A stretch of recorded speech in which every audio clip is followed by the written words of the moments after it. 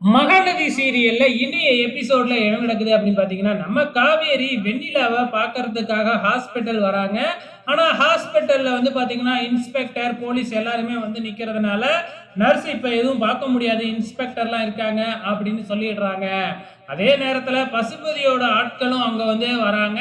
So அவங்க வந்து காவேரிய பார்த்துடுறாங்க. அந்த காவேரியும் இங்க தான் இருக்கா அப்படின்னு பசுபதிக்கு ஃபோன் பண்ணி சொன்ன உடனே, நீங்க என்ன செய்றீங்க? நேரா போய் இன்ஸ்பெக்டர் காவேரிய போட்டு குடுத்துருங்க.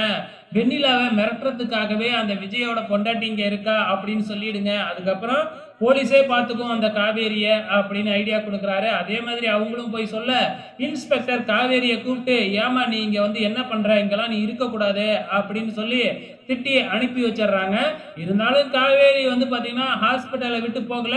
ஸோ இன்ஸ்பெக்டருக்கு தெரியாம ஹாஸ்பிட்டல் பக்கத்திலேயே போய் இருக்கிறாங்க. அதுக்கப்புறம் இன்ஸ்பெக்டர் போனதுக்கப்புறம் வந்து பார்த்தீங்கன்னா, நர்ஸ் வந்து பார்த்தீங்கன்னா, காவேரி, வெண்ணிலாவ பார்க்கறதுக்கு அலோ பண்றாங்க. இப்ப வெண்ணிலா கண் முழிச்சு வந்து பார்த்தீங்கன்னா, நல்லாவே இருக்கிறாங்க. ஸோ காவேரியும் வந்து பார்த்தீங்கன்னா பேசுறாங்க. காவேரி என்ன பேசுறாங்க அப்படின்னு பார்த்தீங்கன்னா, இதெல்லாம் ஒரு கேஸே இல்ல. ஏன்னா தற்கொலை முயற்சி வந்து பார்த்தீங்கன்னா பண்ணியிருக்காங்க. அதுக்குன்னு விஜய குற்றவாளி ஆக்கிட முடியுமா?